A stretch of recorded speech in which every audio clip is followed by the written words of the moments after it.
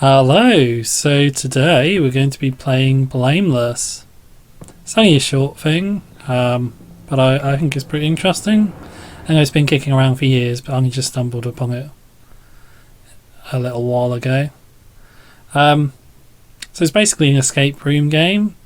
You are a person trapped in a room, and you have to try and escape the room so you can escape, because the man has caught you. Is that a dildo? Is that a dildo? Is that a door handle? That's a really weird door handle if it is. Anyway, I'm going to let the game explain the story itself, because that's probably the best way. And I'll just stay quiet for the intro cutscene. There's not much to it, to be honest. I'm an architect, freelance, so I take job offers as they arise. So when this guy called me, I was relieved I could finally get a paying job. He said he needed help with interior design for his house that he was building. I always respected people who could do construction, so I naturally agreed to come and take a look. I already had a couple of ideas. It was already quite late, but he insisted on me coming over the same day. I tried to comply, because I didn't want to lose this offer.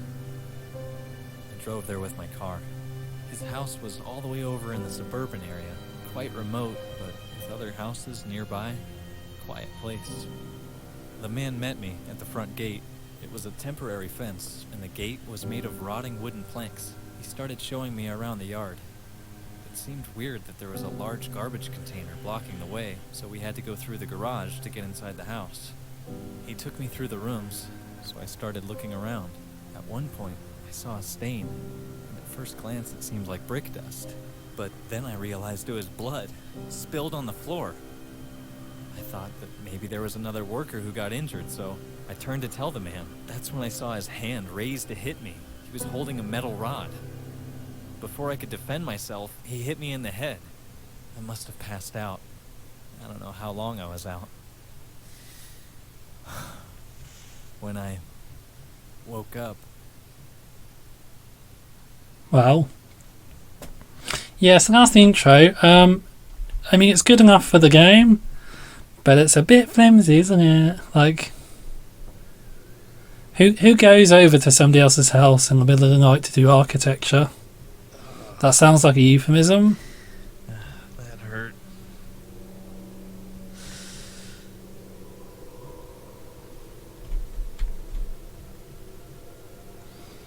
So the B symbol just means it's saving our This progress.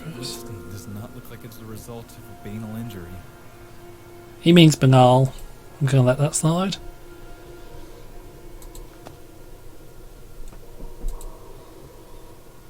Somebody's phone. This doesn't bode well. Phone is smashed. No way it's gonna work on 10. So basically, there's always there's the exit. There's always like one way out of the room. I mean, it's only a short game, so yeah. There's one way out of each room. You just have to figure out which tools you need to get to the exit. In this case, what we do is we put something in here, and then we'll need to turn this round, and then this will come down. We can go up there. So in each room there's a lot of red herring items. There's a lot of stuff you can pick up, like, look here.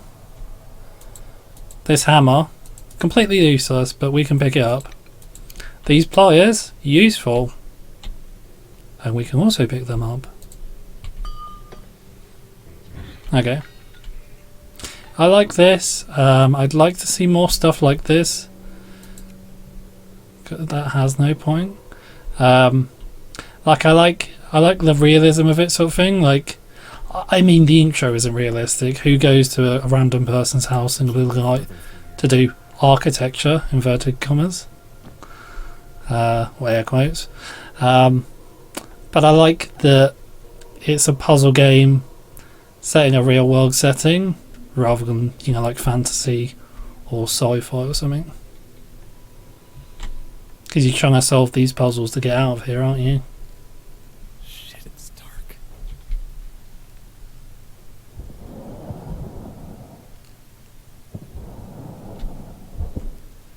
Mm. How was I that? think there was something loading in there. Seem to always do it at that point. There we go. Okay, okay. So again, saving.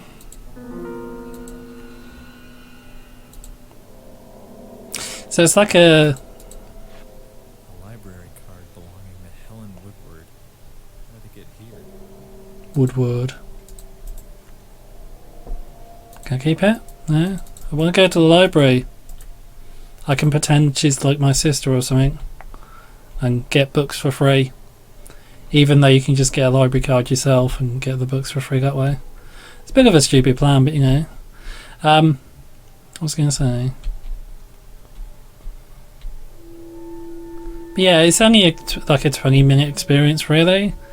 Took me like 40 minutes the first try. But like once you know where everything is, you will just blaze through it, I want to say.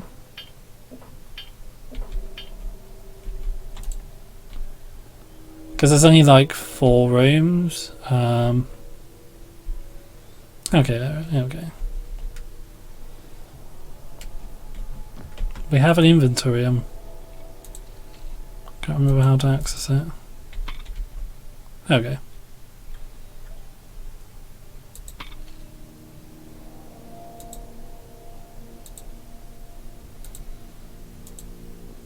I don't know how those two linked up, you know, whatever. Yeah, like there's only like 4 rooms, but it is interesting because some of the puzzles have multiple routes. I think at least 2 of them do. So the first one, as far as I know, all you can do is put that stick in the door and turn it with the pliers. Here though, what we're trying to do is we're trying to get through this door. So we can either do what I'm about to do, which is snip the wires. So if I put this down, it'll It's holding with the wires. Yeah, he'll acknowledge the wires are on the door, and we can snip them with the clippers, the wire cutters, or alternatively, if we can get the crowbar from up here, which we do using a pipe and this, we can just pull the planks off. Let's have a look.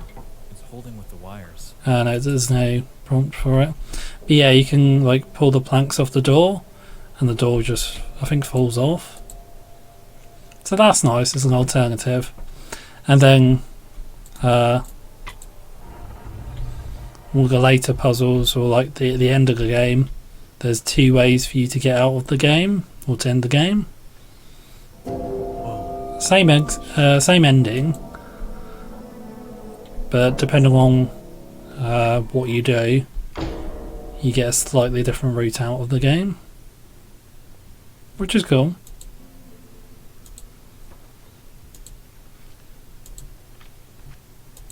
The fuse box opener is locked in the old house in my duffel bag. I love the voice acting and the sort of Englishy text.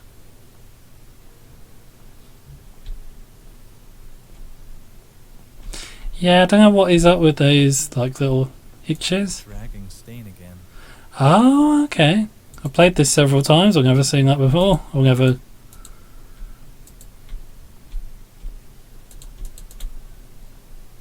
never had that. Never used that prompt. Interesting. So yeah, Look at that dark corridor. corridor. The light switch is working. Better.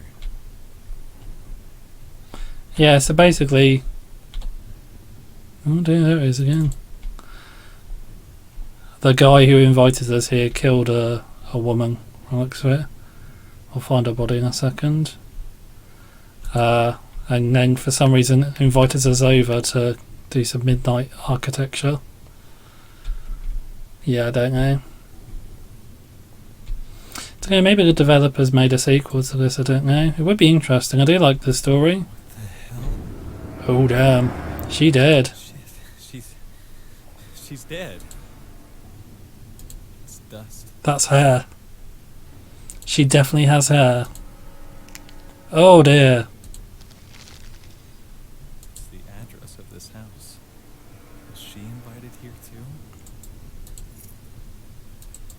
So yeah, these keys, we'll use these outside.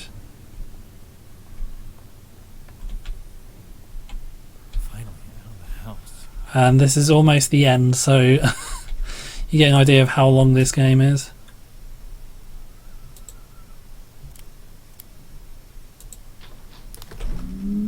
Ooh, spooky. The way out.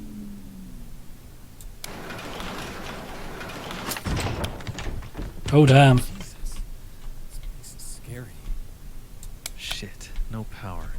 So there's two ways out. Must have tripped for the whole We can either get out through the garage door if we can put the power back on, or we can take this ladder and put this ladder over here and then just climb up and go away. I'm gonna do the other puzzles first just so you get the full experience, but like that's it.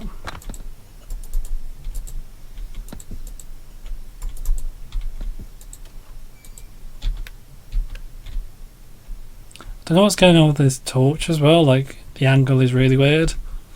It's like he's holding it up, but then the light doesn't seem to be pointing up. I don't.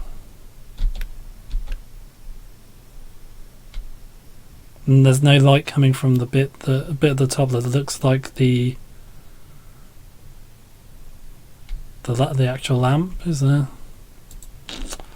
I don't know.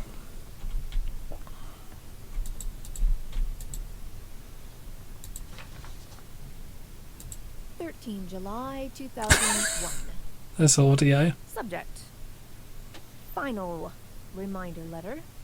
Dear Mr. Hopkin, this is to inform you that according to our records, as of 12 July 2001, we still haven't received back the scaffolding or the 3 suspension ladders you borrowed from the Deirdre Construction stores on 7 June of this year. Please return the scaffolding within 14 days upon receiving this letter. Should you choose to ignore this appeal, we will be passing this matter to a collection company, which will be obliged to forcibly remove the scaffolding from your possession. To cover any fees or penalties incurred by such action will be your sole responsibility. Note, you will not receive any more reminder letters from us. Yours sincerely, Anna Catwell, Account Manager, Deirdre Constructions Limited. So I feel like this may have been her first acting job. I don't know. Not complaining, that was decent voice acting, but something weirdly stilted about the way she read that. Not that I'm judging here. I'm just saying. I mean, I'm quietly judging. You know, I'm just More dark rooms. not going to be a dick about it. Yeah, I think we'll probably just go up the ladder. We won't bother with turning the power back on. Why is everything always locked? Oh, damn it.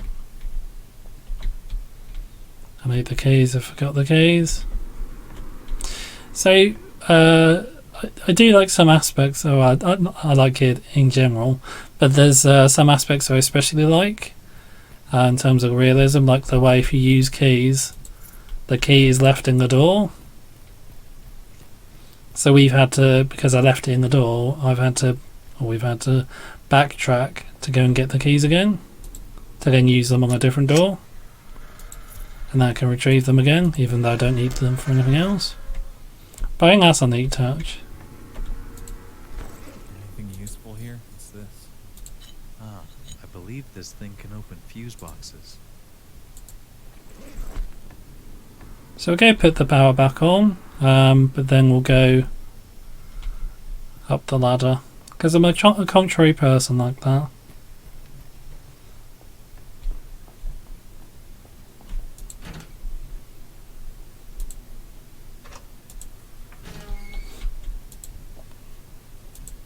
Honey, if the circuit trips again, first turn on the RCD switch, the smallest one, and then the rest of them. The orange one last. Make sure you first hear a click after you turn the RCD on. It may take a couple of seconds, otherwise it will trip again. I need to take a look at this before we hand the keys over to the new owner.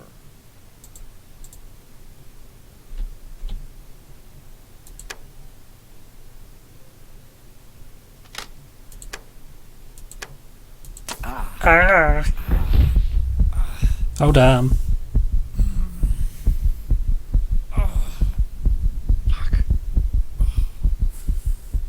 Should have put your rubber gloves on, shouldn't you? So yeah, that should mean the power's activated now.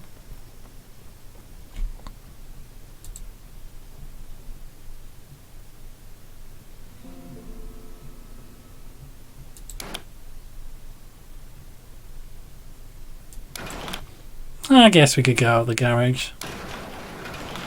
Doesn't really make a difference. Jesus.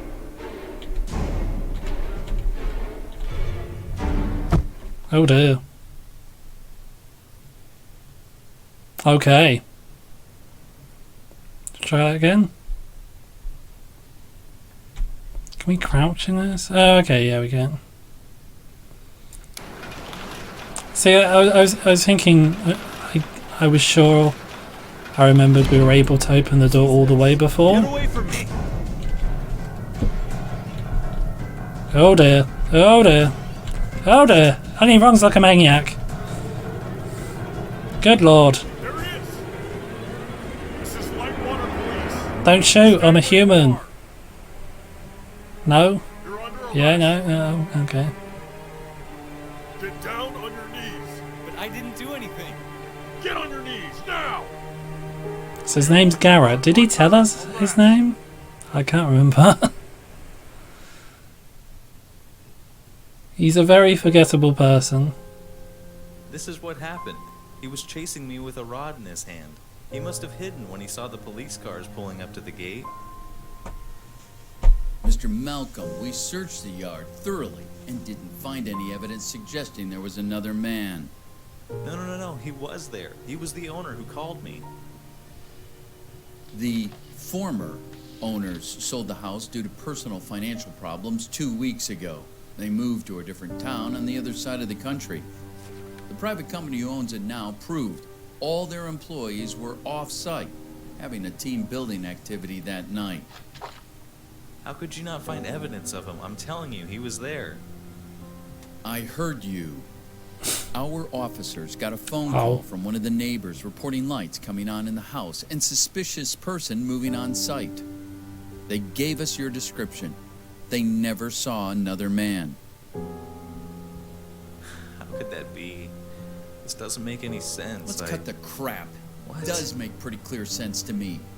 I have to say that I honestly don't believe any part of your bullshit story that you're giving me here. Everything suggests that you murdered that woman. No, You found the victim's blood on your clothes and your hands. You had the victim's wallet in your pocket. Wait. And the officers caught you fleeing the crime scene. You, no one else.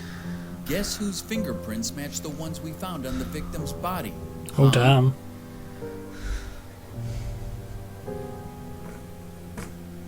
I don't know why you murdered that woman, but I'll guarantee you're never getting out. You're going down, Mr. Blameless.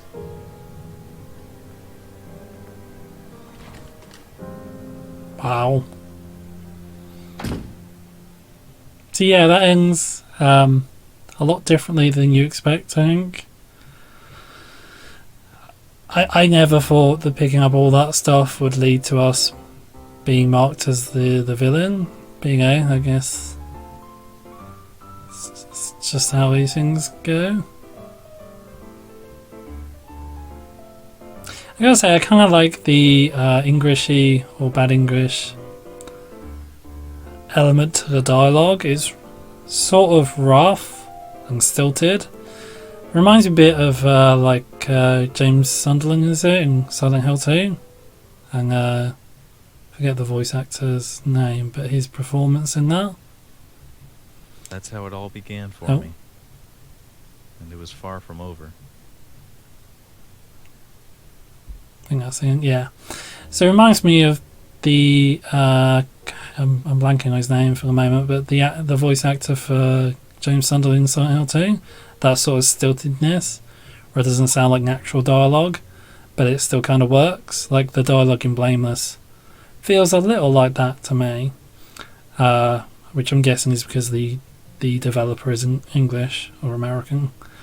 American, I should say, really, because how many English developers are there? Like 5. So that's not true. But yeah, I like the game overall.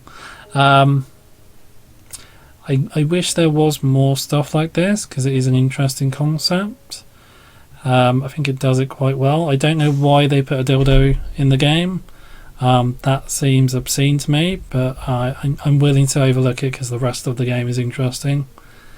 But yeah, it was fun to watch. It's a pretty fun game. I don't know if the developers expanded on this anymore or done a sequel or what they're doing with it, but it would be nice to see more.